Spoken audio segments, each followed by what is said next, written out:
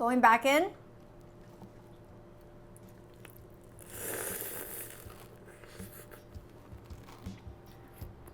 Hey guys, it's Mandy from Lady and Pups, and I'm with Food 52 today again. I'm gonna show you how to make a beef miso French dip sandwich. The concept of this recipe is pretty straightforward. Here I have beef rib fingers, which is my preferred choice of meat for this recipe. The first thing we're gonna do is that we're gonna braise the beef in a miso broth. I have a Dutch oven here. I'm going to turn it on to like medium-high heat or even high heat if your stove is not as powerful. And then I'm going to add about 2 tablespoons of canola oil. So this cut of meat is already, as you can see, it's a pretty fatty cut, okay? So I don't really need that much oil here. The oil is really just to get everything going. Now, once the oil is hot, I'm going to brown the meat. I'm going to look for sides where all the fats are. And then I'm going to put the fat side down first. You know, I always wear a mitt when I do this because, you know, I don't want to get splattered on. So, and remember that you do not want to crowd the pot. This is probably as much meat as I'm willing to go at once. Once the meat is in position, don't touch them, okay? Like, don't go like back and forth and like keep flipping around, and it's never gonna get brown, okay? Leave it until the first side is like really, really deeply brown, then you flip.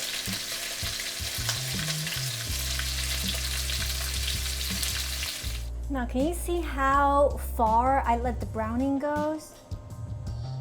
You want like every single side of the cuts to be completely caramelized, but we're actually going to go even further than this. I'm going to caramelize this soy sauce actually onto the surface of these meats. So once you're done with browning all the meat, now you transfer all back into the pot. And then you add the soy sauce in.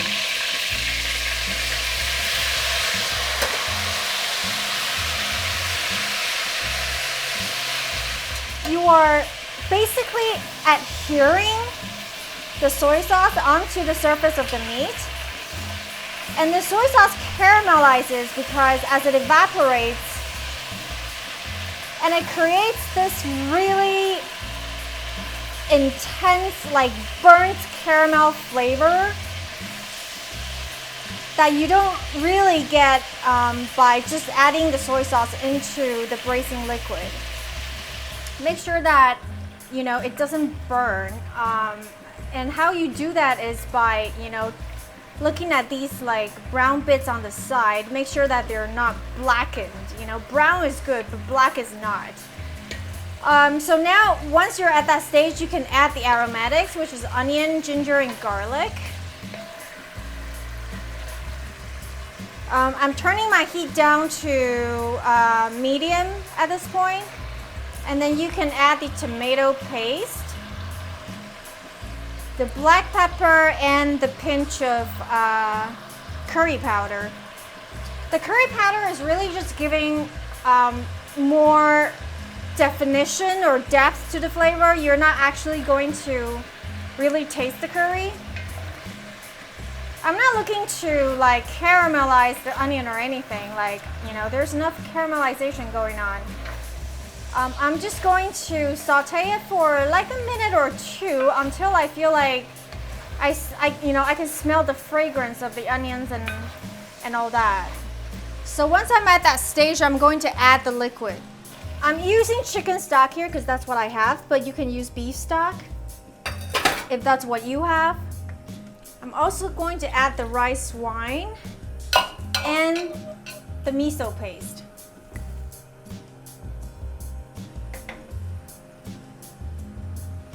In it goes. You can now, if you have a pressure cooker and you're in a hurry or whatsoever, like you can transfer this to a pressure cooker and then cook it for an hour and a half. But I have my oven preheated at 300 degrees, and that's gonna go into the oven for 3 hours.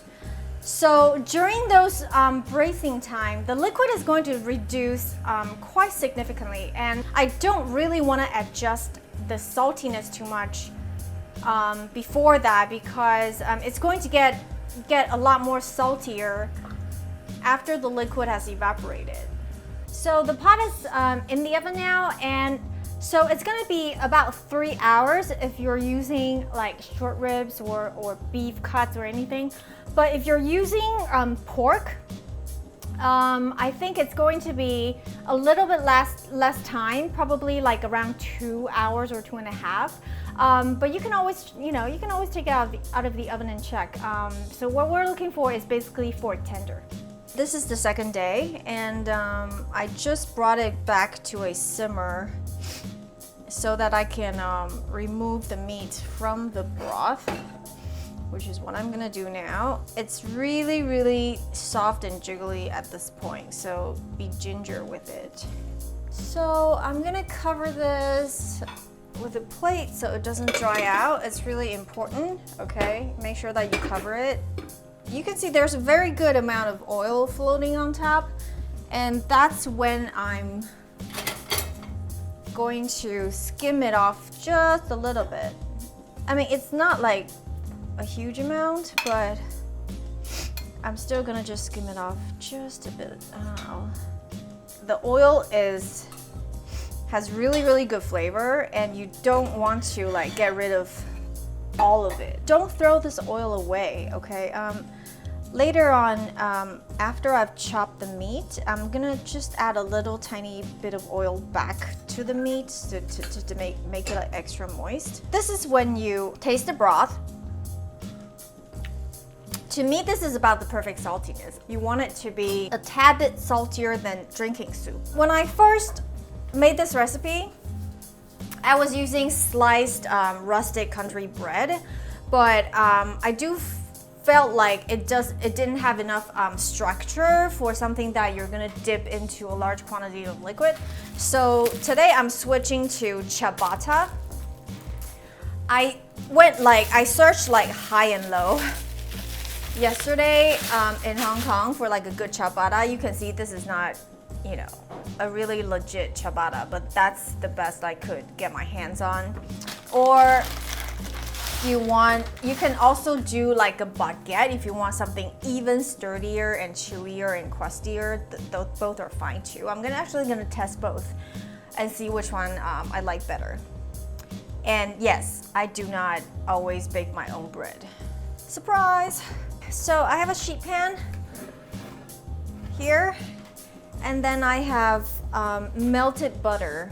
So I'm gonna brush liberally, okay, to really lather it up, like all the breadcrumbs and stuff like that. I mean, you're not gonna soak it in butter, but you want to make sure that all the surface area is nicely lubricated, maybe. And you want to like pay attention to especially along the edges of the bread. Make sure that those are really nicely buttered up. So that's how far I'm going. Okay. And then I have my broiler on high, and I'm just going to slide this under the broiler. I tried to fit this into my toaster. It doesn't fit, so I'm gonna have to go with my broiler. Once the first side is browned, I'm gonna turn it over and brown the other side as well. Like I said, this is a situation where you really want the bread to have a really good crust. So I'm just gonna use a scissor here and just really give it a go on the meat. I'm using a scissor because, you know, I don't want to do this on a chopping board and I have to wash the chopping board. It's really much easier to do it with a scissor. Okay, so remember that oil that you saved? I'm gonna come back and then give it about like a tablespoon. Okay, or half. If you're not afraid of fat. Okay, so that's really gonna lube it up and keep it really nice and moist. And you are going to melt cheese on the bread. I'm going with provolone here. This is Hong Kong. I really don't have that much choice when it comes to cheese. So choose a nice melty, sharp cheese, you know, that you like. I'm gonna do like double slices on both sides of the bread. So here. And this is gonna go back to the boiler to get nice and melty. This is about how far I want it to go, okay? Now this is when you pile on the meat. And if you have like some light Dijon mustard, you can give it like a thin layer on the, before you put the cheese on. I ran out, so I didn't do that today, but you can if you want to, but not too much though. You don't want the mustard to take away the flavor of the miso.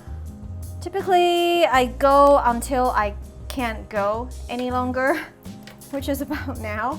That's gonna be hard. The baguette is gonna be hard. You know what? I'm not gonna recommend using baguette anymore because the shape is so narrow. It's like, it's gonna be hard to work with. But then again, it's like, it's a good shape to be dipping into something because it's like a stick shape. So I don't know, you be the judge. All you have left to do is get a bowl of this broth.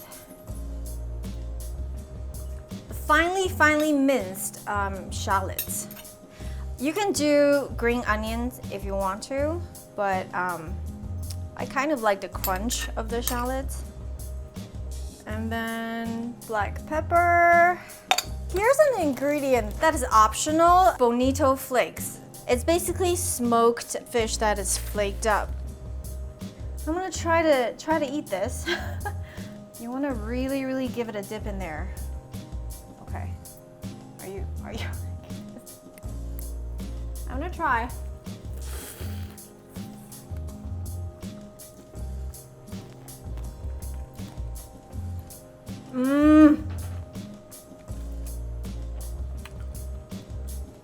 Wow. Going back in.